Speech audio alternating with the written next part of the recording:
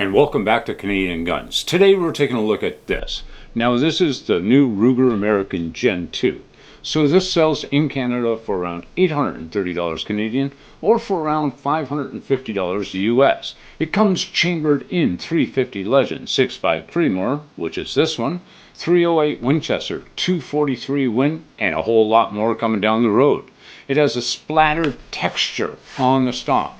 It weighs around 6.5 pounds. A Ruger Marksman adjustable trigger, and a 20-inch cold hammer forged spiral fluted medium contour barrel with Cerakoting on it, with a Radial brake.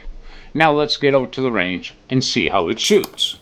And don't forget to like and subscribe today.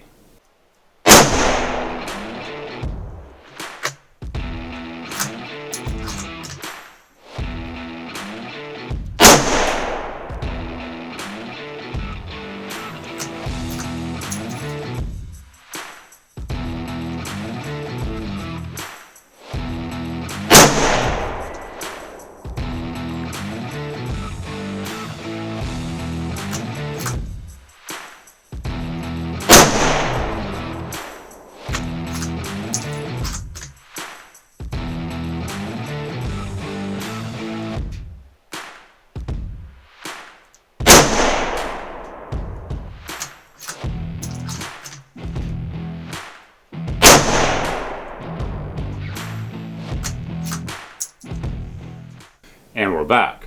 So in this review, we're using the Sunway Photo T4040 CS tripod and the Sunway Photo T3640 CS tripod. If you want a really great carbon fiber tripod for either shooting PRS shooting or hunting with this year, then one of these tripods might be the one you want to choose. Now I'll leave a discount code for you in the description box below, so if you go over to Sunway Photo, you'll be able to save yourself a little bit of money. Alright, now let's get back to the review. So the accuracy. So we shot 7 different types of box factory ammunition through this rifle. So let's start from the worst and go to the best. So let's start with the Federal Fusion, 140 grain rounds. Now that was a 1.46. Not too good with that. The Nosler, 140. That was a 1.19. The Federal, 143 grain rounds. That was a 1.14.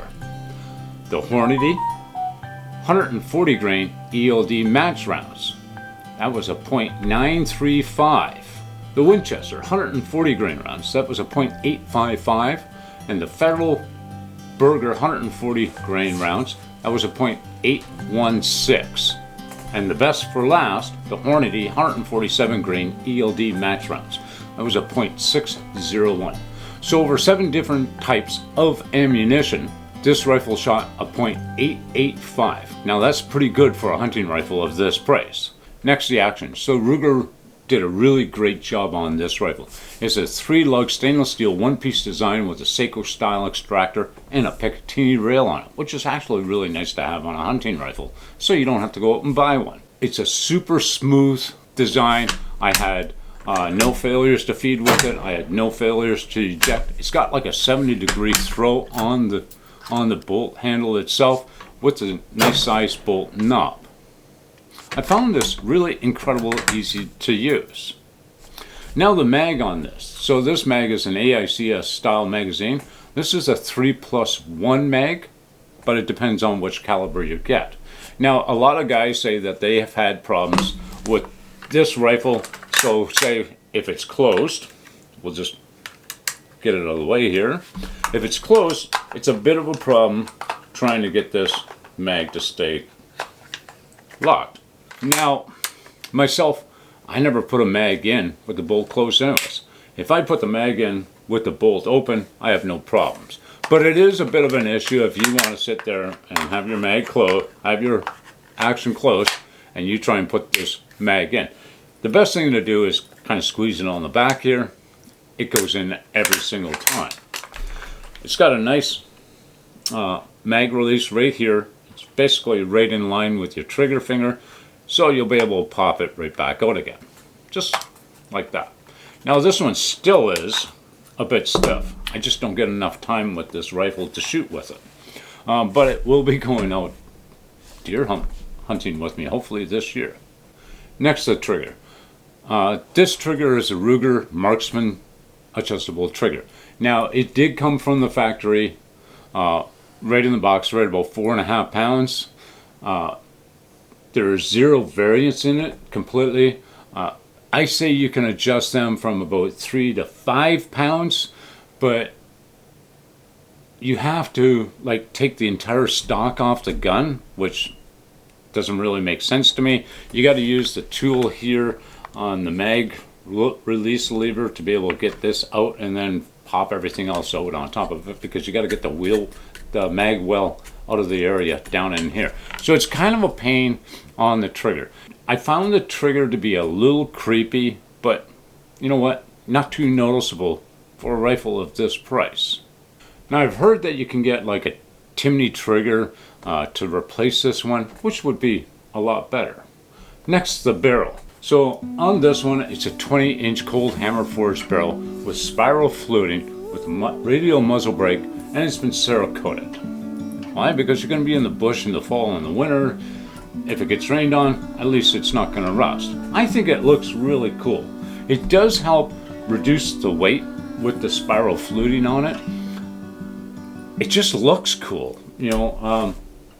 Now, the barrels are going to be a different length depending on which caliber rifle you get. But you know what? I like this barrel. I like the looks of it. Next, the stock. So the Ruger stock has this really nice splatter coat texture onto it. It is free floated. It's got a power bedded V-block system in it, which gives it more structure. It does have an adjustable length of pull, adjustable comb height on it. It's got eyelets for slings, if you want to put a sling on it. Now, the eyelet on the back here, you can unscrew this one. That's how you can do the adjustable comb height and the adjustable length of pull. It's screwed in, it'll pop the whole back out of it. Now, what's really cool about this is you can actually put weights in here that you can buy from Ruger, and then it'll balance the gun a little more for you. I think that's really cool. Now, the butt pad on this is super nice and squishy. It's got, you know, like it's been kind of indented on the sides here to reduce weight, plus it'll allow it to compress a lot easier. I think this is really nice. Next, the warranty. So Ruger really doesn't have a warranty. If there's a problem with any of the rifles, all you have to do is call customer service and they're going to take care of it for you without any problems at all. So what do I think about this rifle in the end? I think this is a really nice shooting rifle. Now, I know you can probably get aftermarket support for this, you know, especially with the trigger. You'll probably be able to find different stocks for it or a chassis if you really want to go that way. Me, I have no intention of swapping this out. I think this looks really cool. I really like the way this feels. I like the way the grip is on it. The trigger works. You know, it's got the blade trigger on it. Yeah, it's got a, you know, it's a little creepy, but you know what? The thing shoots great for $900. I'm not going to complain about it. So there you have it, guys. There's my review and my take on the Ruger American Gen2 chambered in 6.5 Creedmoor. If you liked the video, please hit the like button. If you like the channel so far, please subscribe. And we'll see you next time at Canadian Guns. Bye for now.